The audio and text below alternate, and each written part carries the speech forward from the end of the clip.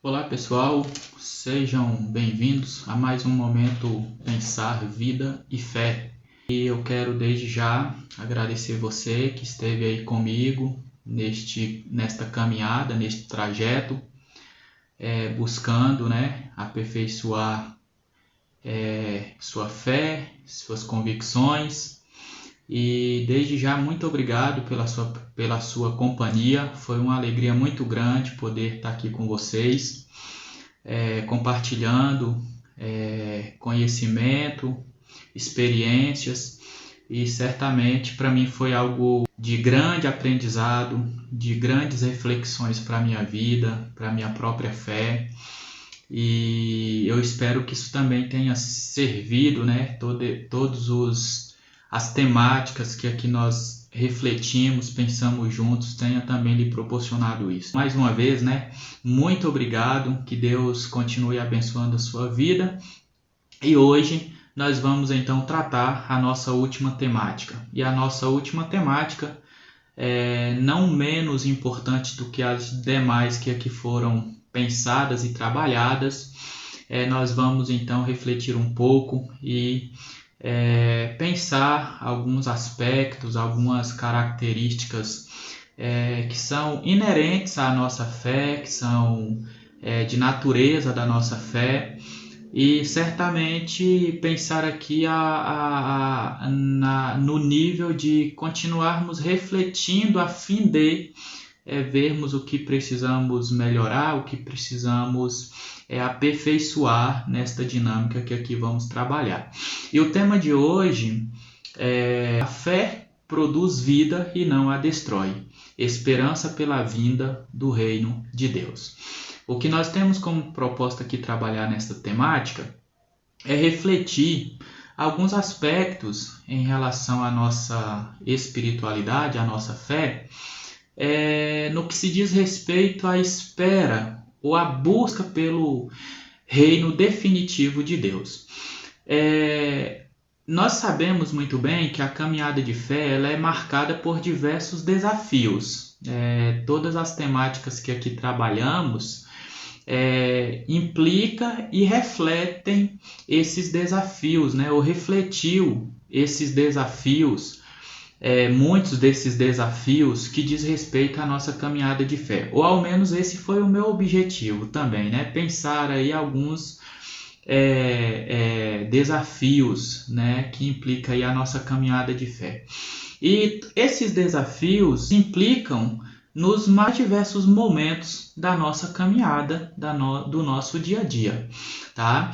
E o que eu quero dizer aqui hoje é que, com esse tema, a fé produz vida e não a destrói, esperança pela vinda do reino de Deus, o que eu quero pensar aqui como desafios que nós temos nesta dinâmica de fé é que existe um grande dilema, existe alguns dilemas, na verdade, entre o tempo presente, ou a nossa vivência com o tempo presente, e aquela expectativa, ou aquela esperança, ou aquele mover em busca do reino de Deus de forma definitiva. Esse dilema existente entre o tempo em que se revelará definitivamente o reino de Deus e a história presente, elas não podem ser, este dilema não pode ser ignorado, ele não pode ser ignorado. Embora esta tensão não seja um problema exclusivo de nosso momento ou de nossa época, haja vista que o próprio apóstolo Paulo, ele trabalhou estes problemas, ou este problema especificamente, por exemplo, na comunidade de Tessalônica, como nós podemos ver lá, na carta muito claramente, especificamente no capítulo 5, quando ele vai falar sobre o retorno do Cristo, e ali ele vai motivar esta comunidade a entender que Cristo voltará, mas que não voltará conforme os padrões estabelecidos pelo homem, que Cristo voltará, mas que Cristo não vai voltar conforme os anseios do homem, no que diz respeito o homem querer antecipar este retorno do Cristo. E isto tem conotações sérias para a própria comunidade, para a vida. E o apóstolo Paulo está preocupado com isso e trabalha. Além do próprio apóstolo Paulo trabalhando a comunidade de Tessalônica, nós temos outros momentos que poderíamos aqui apontar. Não iremos fazer isso pelo nosso tempo, mas outros momentos em que a própria comunidade também está angustiada e até mesmo deixando de viver a vida aqui e agora, por esta expectativa do retorno do Cristo. Há uma grande demanda teológica de fé quanto a este fato, e nós precisamos pensar sobre isso. Nós precisamos refletir sobre isso, precisamos dialogar na nossa era sobre isso, né? Pois o que há de negativo entre essa expectativa e o momento aqui agora, que também precisa o homem se responsabilizar por ele, precisa ser pensada, né? Precisa ser levada a sério. Precisa ser levada a sério porque isso diz respeito à vida humana e à própria fé deste indivíduo, né? Enfim, onde surge as muitas expectativas distorcidas pelo retorno eminente do Cristo? Aqui é uma pergunta que eu faço para que você pense. Onde que surgiu, né? Aqui nós colocamos aqui o dilema que Paulo tem com a igreja de Tessalônica, mas onde exatamente surgiu isso, né? Esta expectativa irresponsável, essa esperança, entre aspas, obviamente, irresponsável, né? Seria uma proposta desenvolvida naturalmente dentro das comunidades de fé primitiva. Nós temos a igreja de Tessalônica como sendo um modelo, como sendo um exemplo, né, de que isto surgiu ali, né, de que isto esteve presente ali. O que levou toda esta expectativa distorcida pelo retorno do Cristo? Será que foram os resultados dos desafios enfrentados naquele tempo, né? Ou seja, o que a comunidade, o que os cristãos daquela época estão passando, eles estão passando e estão enfrentando de uma tal forma que a única esperança deles é de fato o retorno do Cristo. Enfim, a questão é um problema teológico, obviamente, a ser estudado e pensado.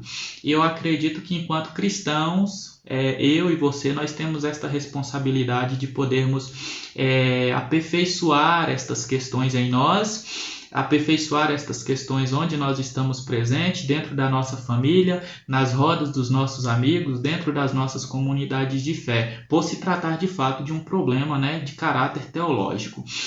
Uma coisa é certa: o Cristo prometeu a vinda do reino de Deus, né? Sobretudo com seu próprio retorno, né? Isto é verdade, ou seja, a parousia é uma promessa. Nós vemos lá em Mateus capítulo 24, versículos 29 ao 31, o próprio dilema presente na comunidade antes da ascensão do Cristo, presente nos discípulos, né? Na comunidade de discípulos ali, na igreja de Cristo ali, representada pelos discípulos, como nós podemos ver em Atos capítulo 1, versículo 11. Enfim, a promessa é feita, a vinda do reino de Deus é uma realidade, quanto ao retorno do Cristo, isto é uma realidade.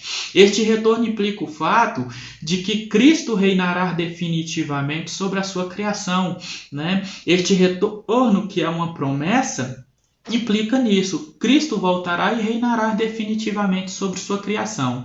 Isto é mais do que uma ideia, né, de um grupo religioso. Isto é uma convicção e sustentáculos dos filhos de Deus no mundo, né? Isto é uma convicção e sustentáculos daqueles que de fato estão com a sua esperança no Cristo, no seu retorno e, obviamente, no estabelecimento do reino de Deus sobre sua criação. Isto não é uma mera ideia, é uma promessa, né? E isso aqui é muito importante a gente entender. É a esperança escatológica da comunidade de fé em Cristo. Esta esta promessa que Cristo faz gera essa esperança escatológica. Contudo, vale ressaltar que a relação que se desenvolveu posterior à ascensão do próprio Cristo, quanto à espera pelo retorno do reino definitivo, se deu de forma negativa à própria fé, né? A comunidades, a grupos, a pessoas, né?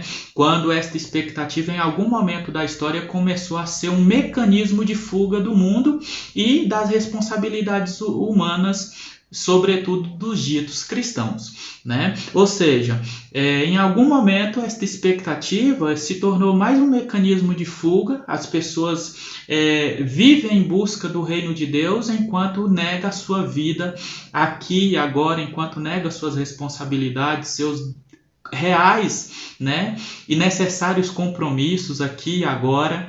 Então isto se caracteriza como fuga, e isto se tornou um problema para a própria comunidade de fé, isso se tornou um problema para a própria humanidade, né? E nós vamos pensar aqui um pouco sobre como que isso se caracteriza como um problema. O que podemos afirmar aqui é que até hoje temos sérios problemas a pensar sobre este assunto, sobre esta dinâmica de pessoas ditas cristãs, de grupos ditos cristãos, de comunidades ditas cristãs, serem movidas com um sentimento, uma expectativa pelo retorno do Cristo como sendo um mecanismo de fuga do que verdadeiramente de compromisso e responsabilidade. Tá bom? Então isso é importante a gente refletir. Assim sendo, precisamos compreender como esses problemas se evidenciam e com isto buscar meios para superar tais problemas e desenvolver uma espiritualidade genuinamente cristã a partir desta realidade, desta expectativa pelo retorno do Cristo.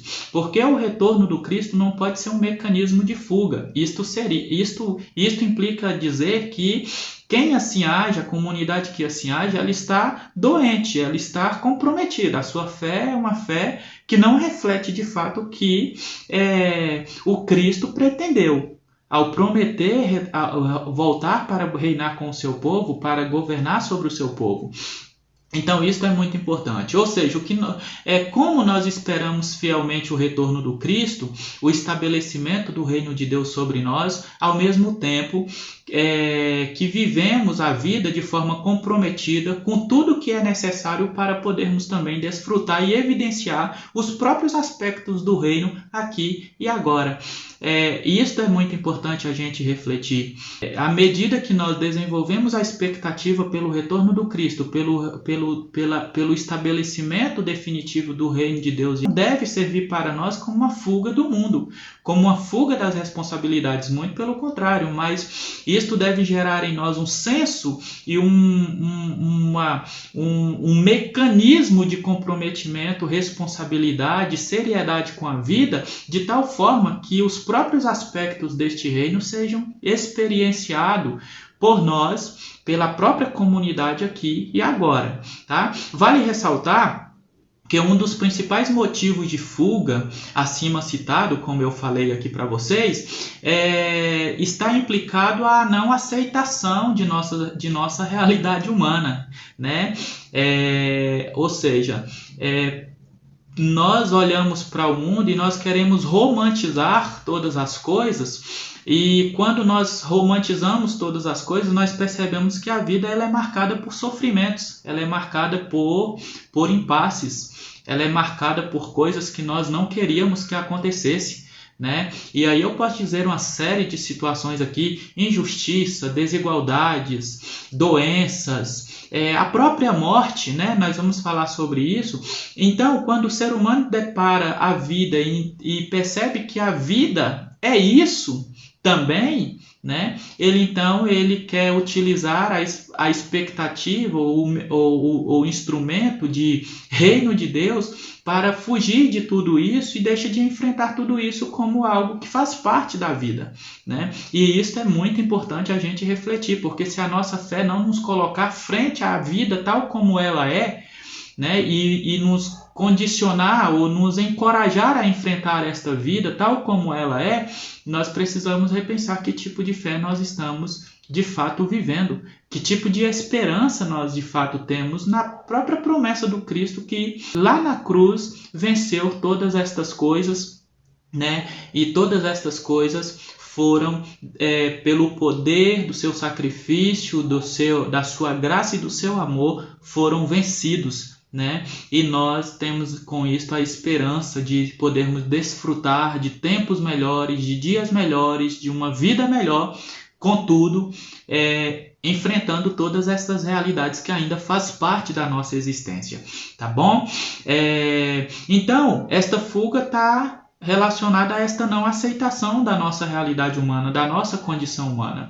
Condição humana esta marcada pelos seus impasses, pelos dramas humanos, pelos dilemas humanos, né?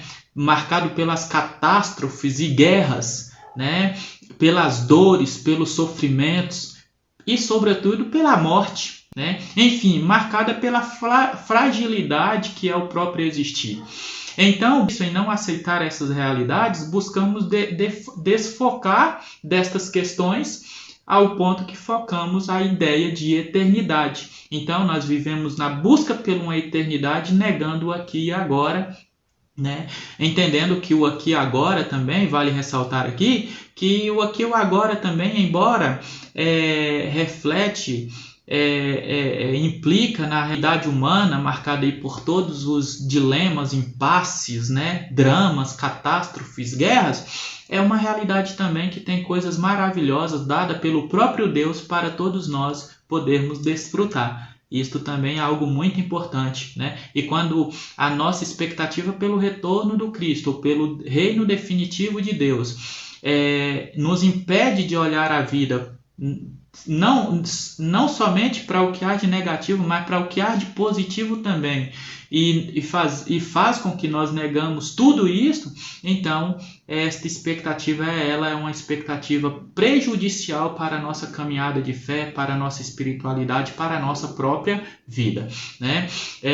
Nós buscamos negar as questões anteriores aqui descritas. Por quê? Porque tudo isso é prejudicial, né? Negamos a vida tal como ela é porque é prejudicial para nós, né? E de fato, é prejudicial realmente a realidade tal como ela é, mas é também prejudicial negar esta realidade. Quando nós não enfrentamos a vida tal como ela é, ou seja, nós negamos as questões anteriores aqui descritas, isto se torna também prejudicial a nós, porque nós somos humanos e nós temos que enfrentar a vida como humanos. Nós não enfrentamos a vida como superdeuses, nós não enfrentamos a vida como super-homens, nós não enfrentamos a vida como seres celestiais, nós enfrentamos a vida como humanos, porque nós somos humanos, né? E isso é muito importante. Aceitando estas coisas como reais e que diz respeito a nós, que buscaremos em Deus a fé necessária para viver em esperança real de sua manifestação e transformação. Isto aqui é muito importante a gente refletir. É aceitando estas coisas que nós vamos aperfeiçoando a nossa fé em Deus, que nós vamos trabalhando a nossa espiritualidade em Deus, e de outra forma nós vivemos um espiritualismo doentio, alienante, né, prejudicial não somente a nós, mas a todos aqueles que estão ao nosso redor. Nós vamos pensar aqui sobre isso, prejudicial à própria humanidade, enfim, porque isto não diz respeito a uma fé que verdadeiramente reflete quem Deus é em meio a a nossa realidade humana, né? Isto é importante. Falar desta tensão entre um reino já experienciado, né,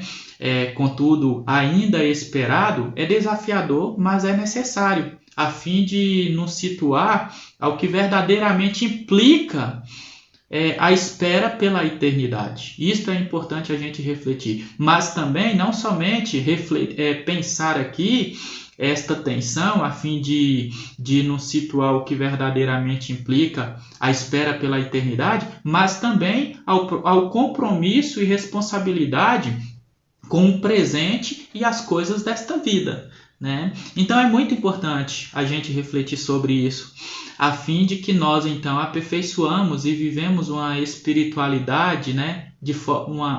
Uma espiritualidade equilibrada quanto ao que diz o presente e um futuro que nós não o conhecemos, né? A eternidade implica na promessa vindoura e que tem que ser trabalhada e buscada com uma espiritualidade real, verdadeira e responsável.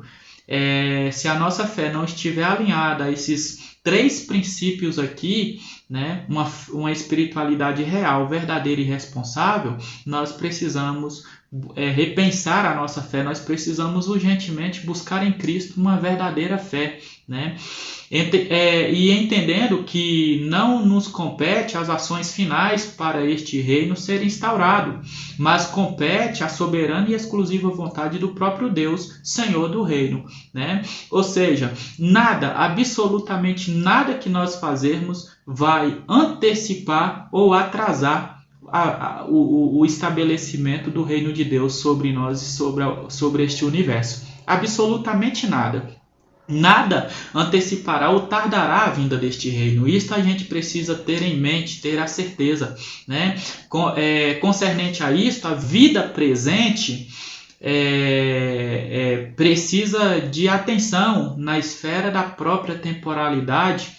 E se ignorada, como acontece no decorrer do tempo e da história, o preço é caro e doloroso, né? Quando nós falamos aqui de equilíbrio, de que nada do que nós faremos antecipará ou tardará a vinda do reino, nós estamos falando aqui de repensarmos que esta vida presente ela precisa também de atenção, ela precisa de cuidado, ela precisa de ser tratada com respeito, com responsabilidade, né? E se isso for negado, o preço é caro e doloroso. Cabe aqui lembrar que o homem é corpo, né? Quando nós falamos de uma vida presente aqui, e quando pensamos a realidade humana, uma realidade como nós já descrevemos ali, cheia de impasses, de dilemas, de dores, de sofrimentos, de enfermidades, é a gente pensar aqui que o ser humano, que o homem é corpo e no corpo foi chamado a uma rápida existência, né? O homem vive a inevitável realidade transitória. E isto implica dizer que nesta rápida passagem é importante que o homem cuide de si, cuide da vida, assim será até a eternidade romper definitivamente, né? Enquanto Deus não estabelecer seu reino definitivo sobre a humanidade, sobre este universo, todos nós estaremos dentro de uma realidade de passagem rápida e temos que cuidar, temos que viver com seriedade esta rápida passagem que Deus nos chama a desfrutar, né? Porque isto é uma dádiva de Deus, a vida é uma dádiva de Deus, né? Deus não nos chamou para a gente vir aqui porque ele não tinha nada para fazer, porque não tinha pessoas melhores do que nós para vir aqui. Não, Deus nos deu esta vida para que nós possamos desfrutar, né? Desfrutar com responsabilidade, com fé, com respeito a Ele, com verdadeiro amor a Ele e uns aos outros. Por quê? E nisto implica dizer que o homem é corpo, né? E no corpo ele é chamado para esta rápida passagem. E esta rápida passagem implica, exige do homem os reais compromissos, as reais responsabilidades, né? O homem vive o inevitável, que é esta realidade transitória, né? Isto é inevitável, não tem como nós mudarmos isto, e assim será até a eternidade romper definitivamente. Mas enquanto isto não acontece, precisamos nos conscientizar de que é no corpo que o ser humano sente dor, sente fome, sangra, adoece. No corpo, com a realidade do tempo, o homem é legitimado. É no tempo que nós nos legitimamos como pessoas. Fora do tempo não tem como isso acontecer. É aqui, né? É neste tempo, neste tempo que passa e passa muito rápido. É aqui que nós somos legitimados como pessoas, né? É no tempo que as mazelas se manifestam, no tempo Quando eu digo aqui no tempo, eu estou pensando no tempo, mas estas realidades se manifestam no tempo, contudo, em algum lugar, e este lugar chama-se corpo. No corpo, que as doenças são percebidas, a morte nos arrebata, as misérias nos conduzem aos limites da existência. Isto tudo acontece no tempo em que o corpo está presente, né? E nesse sentido, em meio a todas estas questões, que devemos nos perceber como pessoas chamadas por Deus a experimentar todas estas realidades e enfrentá-las, buscando também melhorar tais condições quanto ao que nos compete, né? Pois nossa expectativa pela eternidade não destruirá estas mesmas realidades de forma nenhuma. Enquanto nós esperamos a eternidade, essas coisas todas vão continuar acontecendo, e implica dizer que enquanto elas continuam acontecendo, nós precisamos agir com a própria vida que Deus nos deu neste corpo para podermos então torná-las menos intensas, né? Torná-las menos dolorosas, torná-las menos angustiantes. Enfim, isto acontece no corpo, né? Antes, a nossa expectativa pela eternidade não pode destruir nossa percepção e aceitação da vida propriamente dita, aceitação da vida como ela é. Antes, nossa expectativa pela eternidade, gerada pela fé no verdadeiro Cristo, nos faz viver a plenitude da promessa à própria existência, né? Ou seja, Cristo fez uma promessa e ele fez uma promessa para a vida. E isso implica dizer que a promessa do Cristo é para este presente momento, enquanto estivermos aqui, enquanto passarmos aqui até aquele grande dia, né? Aquele dia que nós chamamos de definitivo, né? O dia definitivo, o reino definitivo, ou seja, viver o aqui esperando em ação o reino vindouro, né? Não é simplesmente a gente dizer que estamos esperando o reino de Deus e esquecermos a nossa vida aqui e agora. Isto não faz bem para ninguém, isso não faz bem para a fé, isso não diz respeito à espiritualidade em Cristo, muito pelo contrário. Isto é prejudicial e não reflete em absolutamente nada a verdadeira fé em Cristo, a verdadeira espiritualidade cristã. Ou seja, esta história humana, marcada com todos os seus percalços, caminha para um fim. Isto é uma verdade.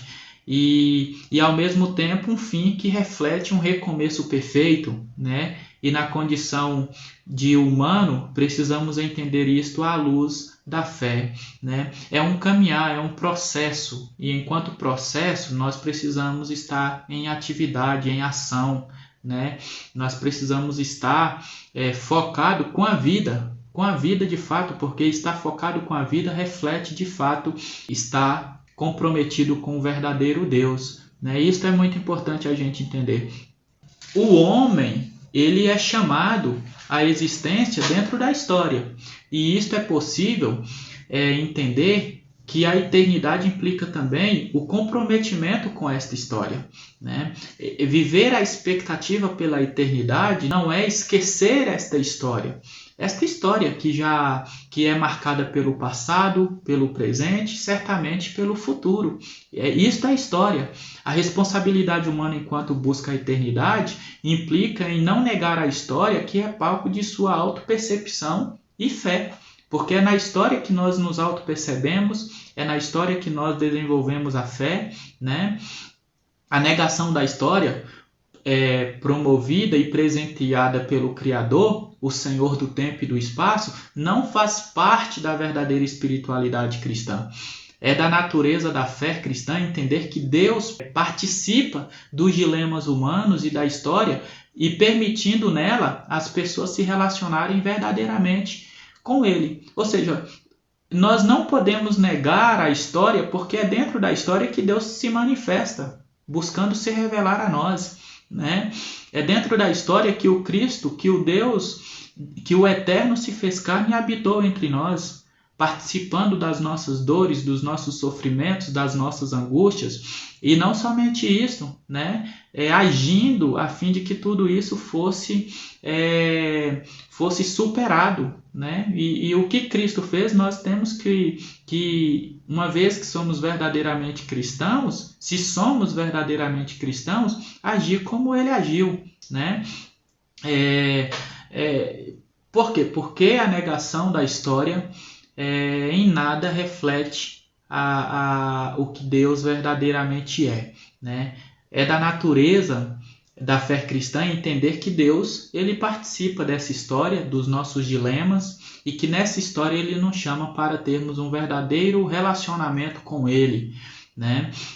Nisto implica dizer que nesta história o divino se fez carne e habitou entre nós, como eu já disse aqui, como Paulo fala lá aos Colossenses, né? Como ele descreve isso com termos diversos, tanto em Colossenses 2:9 como em Gálatas 4:4.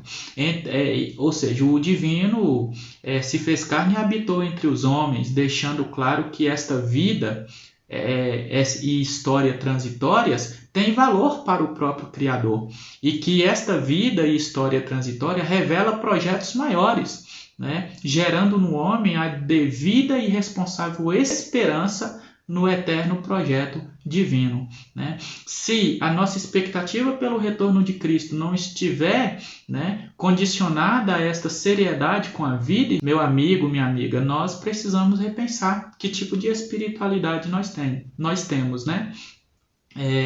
Que tipo de espiritualidade nós temos.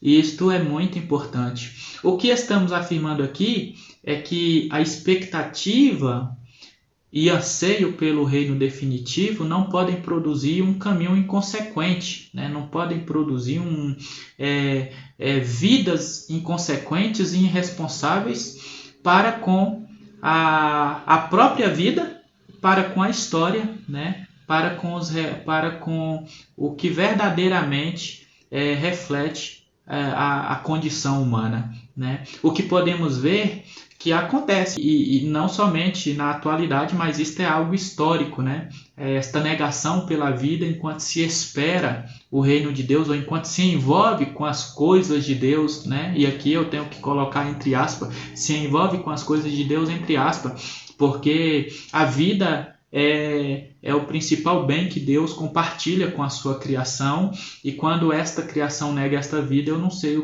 como que ele se envolveria, né, em participar de algo que diz respeito a Deus, né? E isso é para se pensar, porque esta negação da vida, enquanto uma pseudo busca pelo reino de Deus, é muito importante a gente compreender que isto, na verdade, em nada implica o próprio Deus. Porque o reino de Deus, como nós dissemos a princípio, não vai acontecer conforme nós queremos, né? Nós ouvimos muito, Jesus está voltando. Sim, Jesus está voltando.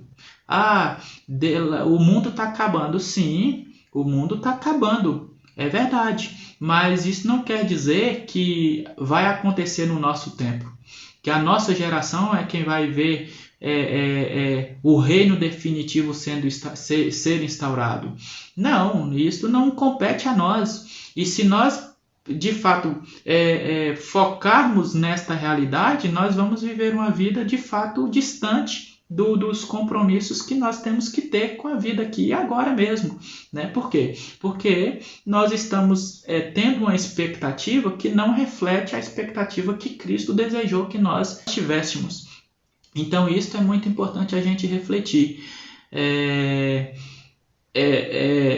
Por quê? Porque essa expectativa pela busca do reino de Deus, enquanto se nega a vida, a história, né, os reais compromissos e responsabilidades, é uma expectativa de um reino que há de vir aos modos e determinações dos homens, e não aos modos de Deus. E qual é a forma que Deus determinou para que o seu reino viesse de forma definitiva?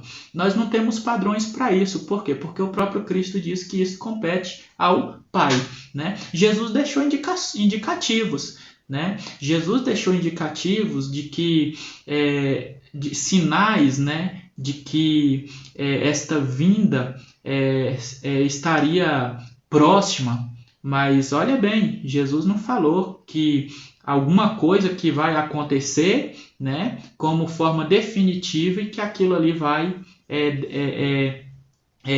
trazer o reino de Deus por meio de tal acontecimento, tal situação, né? O reino de Deus, por meio disto, o reino de Deus virá. Não é projeto de Deus deixar isso claro para homem nenhum. O homem é chamado para viver pela fé e enquanto viver pela fé, viver responsavelmente, viver comprometido com a vida e com o próprio Deus, e isto deve refletir essa espera por este reino, né? A espera pelo estabelecimento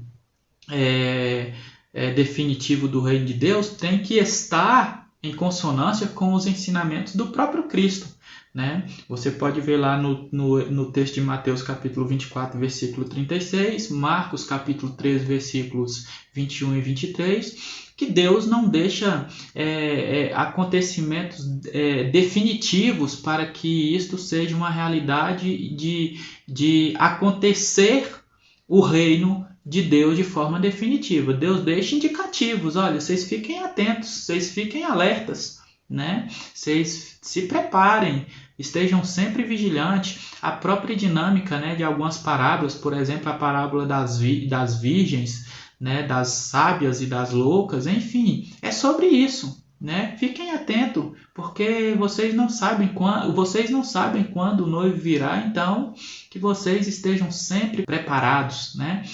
E isso implica dizer que esperar o reino de Deus de forma em consonância com o que Cristo ensinou é não negar o que é o ser de Deus, né? De outra forma, nós queremos determinar a maneira como Deus vai agir, como Deus vai agir e por que Deus vai agir, né? E isso não reflete a essência de um ser divino, de Deus, né?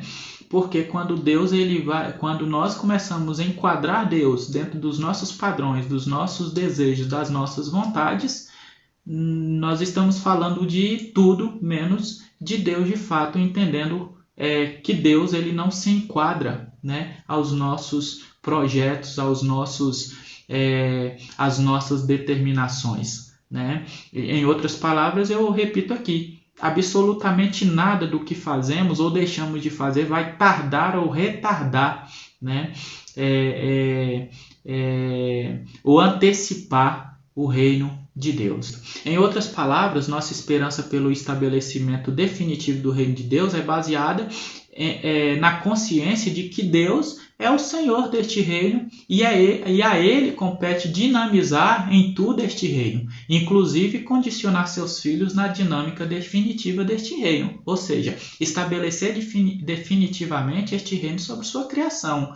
Isto reflete o equilíbrio da fé, né? Viver de forma equilibrada deve ser o alvo do cristão quanto a esse aspecto, né? Não viver de forma doentia, né?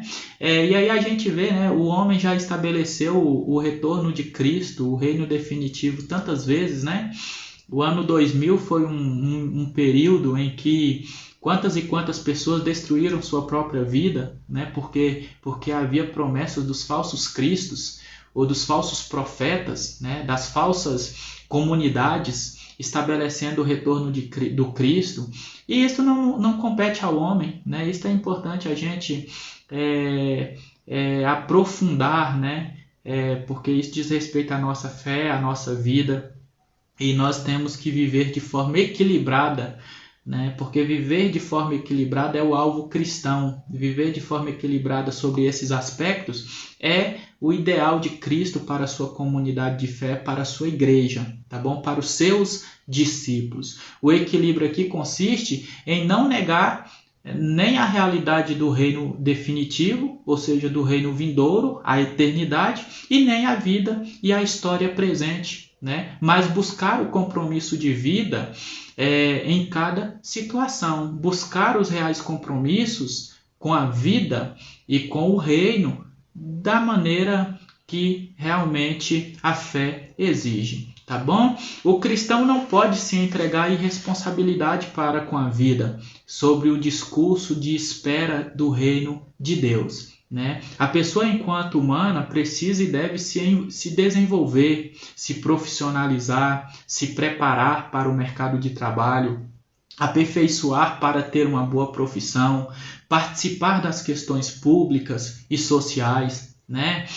Os jovens devem ser empenhados aos estudos e no comprometimento com a vida em todos os aspectos, ter uma boa relação com todas as pessoas e não se distanciar delas, né? Mas testemunhar o Cristo verdadeiro ao mundo, cuidar de seus pais e irmãos, ter uma boa profissão, se comprometer com a vida, ter um projeto de vida, né? Os pais, por sua vez, devem comprometer no cuidado e na viabilização do melhor desenvolvimento dos seus filhos e filhas, né?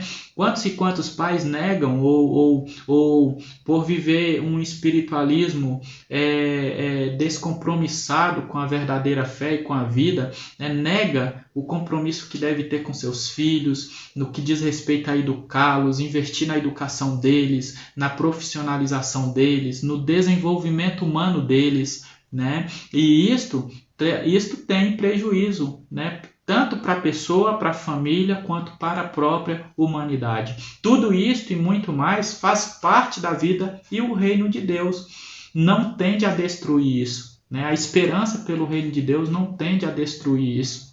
Muito pelo contrário, pois isto tudo é dádiva de Deus aos homens. Isto tudo é dádiva de Deus a todos nós. Nós temos que refletir sobre isso, irmãos. Isto é uma situação emergente, urgente, né? Nós temos que pensar. Todas as questões acima devem ser vividas, experienciadas e praticadas com a esperança e fé na vivência do reino de Deus aqui e no porvir. Isto é equilíbrio, isto é responsabilidade, isto é espiritualidade. A espiritualidade que reflete a fé no verdadeiro Cristo.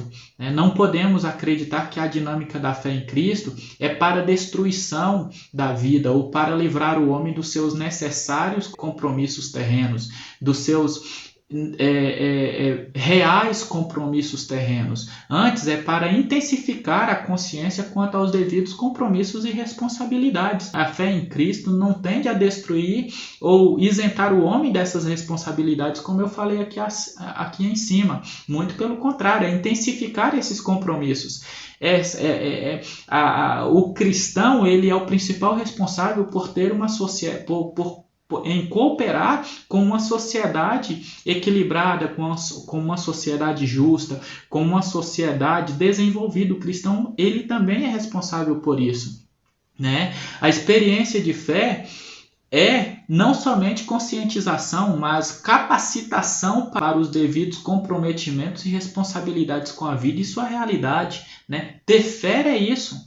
Jesus nos ensina isso, as escrituras sagradas nos ensinam isso, os santos apóstolos nos ensinam isso, né? Isso é importante a gente refletir. Com isto vivemos cada dia comprometidos e responsáveis na espera ativa pelo reino de Deus, onde desfrutaremos da plenitude de vida, né? Ou seja, a nossa vida marcada por todos os dilemas acima falado, com todos os seus percalços, dores, sofrimentos, misérias, né, morte, doenças, enfim, tudo isso não pode ser motivo de nós negarmos a vida, mas se nós de fato vivemos em fé diante de Cristo, a fé verdadeira diante de Cristo, esta fé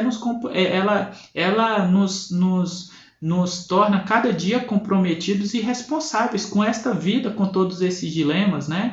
Porque em meio a todos esses dilemas nós precisamos viver. Em meio a todas as mazelas nós precisamos viver, né? E a fé nos capacita para isso, nos compromete e nos torna pessoas responsáveis a viver em meio a tudo isso, né? E enquanto nós vivemos a vida com todos esses percalços, né, todos esses dilemas, esses dramas, nós vivemos comprometidos como devemos ser com nossa família, com nossos amigos, né, com os nossos filhos, com os nossos netos, nossos bisnetos, com a humanidade propriamente dita. E enquanto nós vivemos nesta responsabilidade, nesse comprometimento, nós sim vivemos na esperança ativa, né, na espera ativa pelo reino definitivo de Deus, onde desfrutaremos da plenitude da vida, porque vida plena verdadeiramente só em Deus e no seu reino, né? E isso é que implica a gente entender. Só que esta vida plena, esta expectativa por esta vida plena, não pode tornar a vida que já é difícil aqui agora pior, né? Não pode ser pior, não pode torná-la pior, muito pelo contrário, tá bom?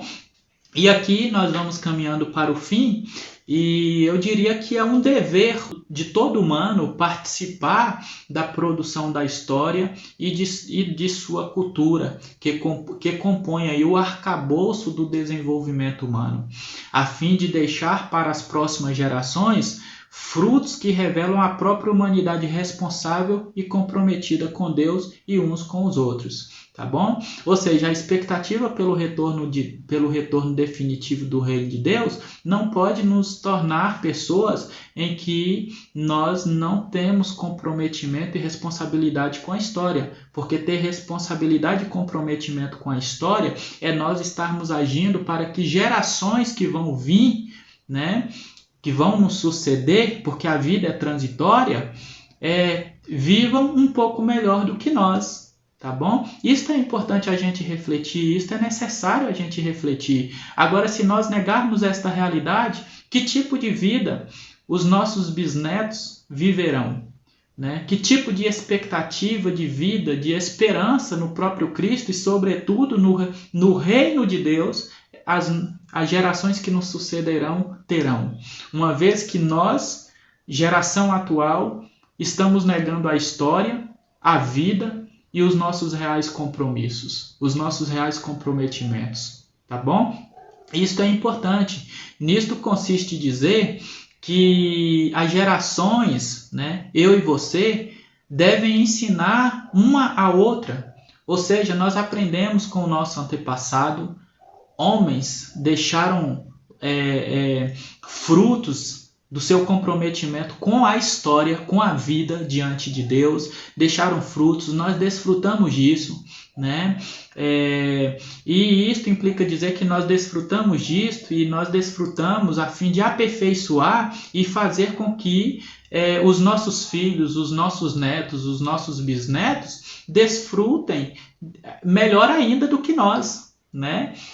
Ou seja, nisto consiste dizer aqui que as gerações devem ensinar uma a outra, né? O amor, o trabalho, a arte, a melhor educação, em qualquer área, os bons princípios e todos os valores humanos, a fim de contribuir direto e indiretamente no completo desenvolvimento humano e de sua história, né? Ou seja, deixar frutos da nossa ação, frutos da nossa própria fé em Cristo e do seu reino, deixar frutos para gerações que virão, né? É um dever humano também, enquanto humano, usufruir dos frutos produzidos pelas gerações passadas, ou seja, nossos bisavós, tataravós, pentavós, eles deixaram frutos para nós, né?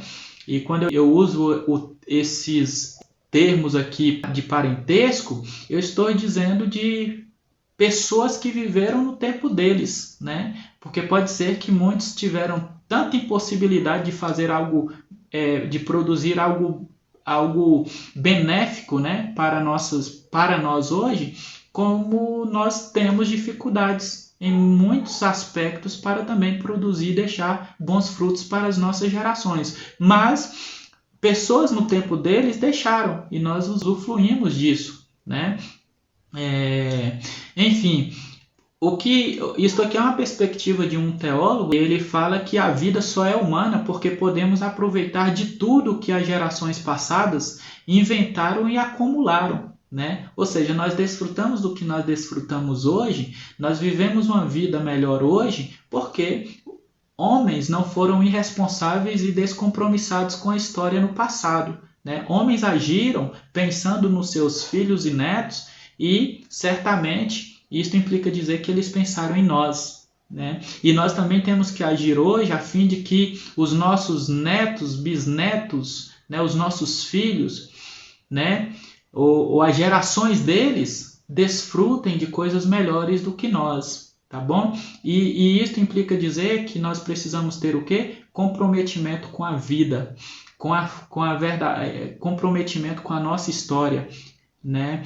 E isto implica dizer que nós estamos em espera pelo reino definitivo de Deus. Não é uma espera que nos amarra, que nos tornam pessoas presas a um sistema, a um ideal fechado, mas pessoas que esperam o definitivo em constante ação pela vida, né? Porque estar em constante ação pela vida reflete a fé em Deus, porque Deus é o Deus da vida, Deus é o Deus que se preocupa com a vida, com a história, né, humana como um todo, né?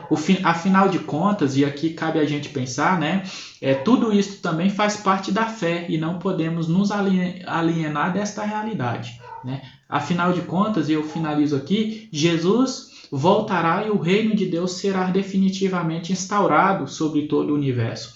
Mas quando será? Esta é uma pergunta, né, para a gente poder refletir um pouco. Quando isso será? Né? Pode ser amanhã, pode ser hoje ainda, né?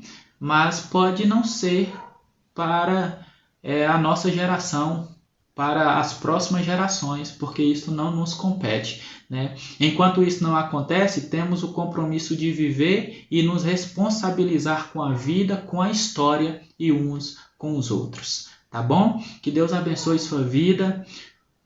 Foi isso que eu tentei fazer aqui durante este ano com este projeto, né, de compartilhar com vocês experiências, promover para vocês aí reflexões, né, tentando cooperar para que vocês também vivam melhor, né, porque ao fazer isso para vocês eu também tenho, né, como eu disse a princípio desse vídeo, me aperfeiçoado, repensado a minha fé, os meus princípios, os meus valores, tá bom? E eu espero que isso também te ajude, este conteúdo aqui também te ajude. E lembre de uma coisa, tá? A fé produz vida e não o contrário, tá? Que a nossa esperança pelo reino de Deus seja uma esperança, seja a nossa espera pelo reino de Deus seja uma espera ativa, uma espera responsável, uma espera comprometida, uma espera que reflete quem Deus é, né? E não o contrário, tá bom? Que Deus abençoe, fiquem com Deus e nós veremos aí outros momentos para podermos continuar dialogando. Temos aí propostas de outras séries, né? Mais rápidas também, para a gente poder continuar pensando a vida, a fé, tá? E que Deus abençoe você. Muito obrigado por você ter me suportado aí até este momento, tá? E eu espero ter ajudado você em algum momento aí, ter contribuído para o seu crescimento, para o seu desenvolvimento humano, para a sua fé. Que Deus abençoe. Fiquem com Deus e um grande abraço para você.